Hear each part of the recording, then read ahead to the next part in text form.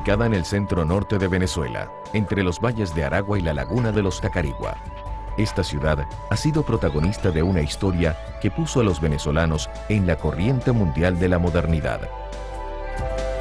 Ya en el siglo XIX, el sabio alemán Alexander von Humboldt, al quedar maravillado por su riqueza vegetal y la calidez de sus pobladores, la llamó la ciudad jardín.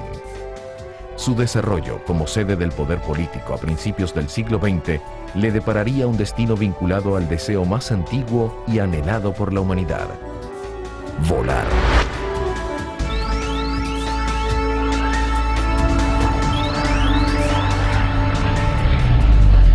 Maracay, cuna de la aviación.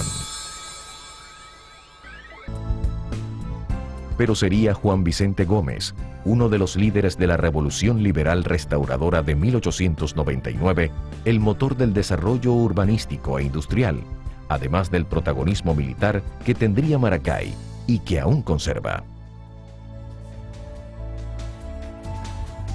Gómez se encariñó con esta localidad de gran vegetación y clima agradable, que le recordaba a su natal San Antonio del Táchira. Cuando asumió el poder en 1908, escogió a Maracay como su lugar de residencia. El desarrollo industrial y militar se inicia con fuerza en el nuevo centro del poder nacional.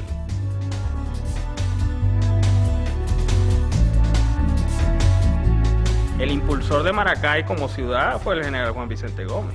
Desarrolló todo, lo que fue la parte industrial con el actuario Maracay, los telares Maracay. Se construyeron los cuarteles, los hoteles, la industria que nació ahí y también, el Ejército Nacional como una base de desarrollo de Maracay. Obviamente era el centro del poder en esa época.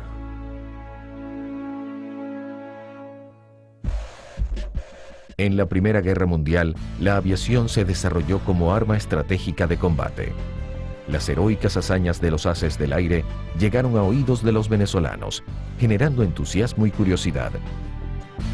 En 1912, se crea un comité de aviación que trae al país a los aviadores que surcan por primera vez el cielo venezolano. El norteamericano Frank Boland impresionó a los pobladores de Caracas con sus acrobacias aéreas sobre el antiguo hipódromo del Paraíso. Años antes, a finales del siglo XIX, el territorio de Aragua había presenciado por primera vez el ascenso de un globo aerostático, tripulado por un italiano de nombre desconocido, que cayó en una laguna de Villa de Cura, sin consecuencias mortales.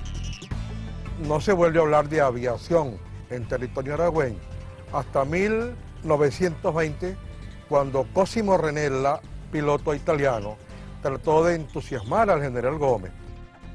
Cosimo Renella fue héroe de la aviación italiana durante la Primera Guerra Mundial. Tras la finalización del conflicto, llega a Venezuela con el propósito de vender material aéreo excedente. Su aterrizaje, el 27 de febrero de 1920, fue el primero que recibió la ciudad de Maracay. La intención era entrevistarse con el general Juan Vicente Gómez, pero este se encontraba en su casa de San Juan de los Morros, población a la que Renella se dirigió al día siguiente.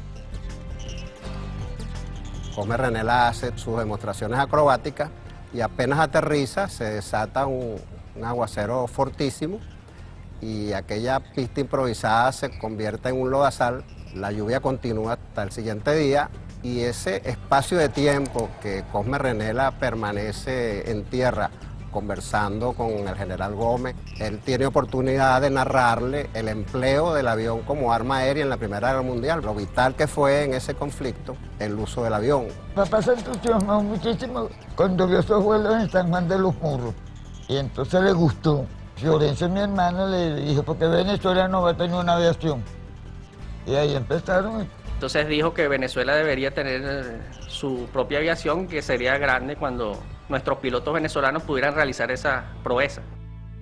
En menos de 2 meses, Gómez gira instrucciones para decretar la creación de la Escuela de Aviación Militar con sede en la ciudad de Maracay. Se contrató una misión de instructores franceses, la más prestigiosa para el momento, y al mismo tiempo se inicia la construcción del primer campo de aviación en los terrenos de la Hacienda San Jacobo. Así, Venezuela entra decidida en la carrera por la conquista del espacio aéreo bajo el mando entusiasta del general Gómez. y en abril del año 20 se firma el decreto creando la Escuela de Aviación Militar, que tendrá su práctica en diciembre, el 10 de diciembre, cuando en este recinto donde nos encontramos se instala la Escuela de Aviación Militar en los mismos hangares que tiene actualmente y en el mismo local donde está hoy el Museo Aeronáutico de la ciudad. Ese es el comienzo de la aviación en Venezuela, en este caso la aviación militar. La privilegiada ubicación geográfica y sus condiciones meteorológicas fueron fundamentales para que Maracay se alzara como la cuna de la naciente aviación nacional. El 30 de septiembre de 1920 ya se había presentado el primer programa de estudios. Las clases teóricas se impartían en una casa ubicada en la calle Real, lo que es hoy la Avenida Bolívar. Los primeros alumnos inscritos fueron jóvenes civiles, así como tenientes y sargentos del ejército, atraídos por la aventura de volar. Francisco Leonardi fue el primer piloto venezolano que surcó los cielos ese 19 de diciembre de 1920, pero acompañado del instructor que era Roberto Petit. Ahora, el primer piloto que voló solo, venezolano, fue Manuel Río. Todos los alumnos inscritos ansiaban reunir exigentes requisitos para convertirse en haces del aire y poder emular las hazañas de los pilotos de la Primera Guerra Mundial. Ser aviador era considerado un oficio de prestigio en la sociedad de la época. Ellos tenían que completar una pequeña navegación, tenían que ir de Maracay a Villa de Cura, de Villa de Cura pasar a La Encrucijada y regresar a Maracay.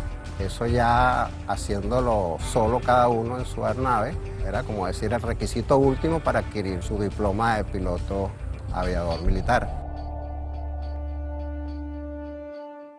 En 1921, ya Venezuela tenía su primera promoción de pilotos y se adquieren nuevos aviones. Eran hechos de tela y madera los aviones. Entonces los aviadores prácticamente eran unos héroes porque tenía que ser muy valeroso el piloto, muy intrépido para hacer esas proezas, pues. Esos primeros aviadores, en los primeros tiempos, era gente, como decimos en Venezuela, muy echada para adelante.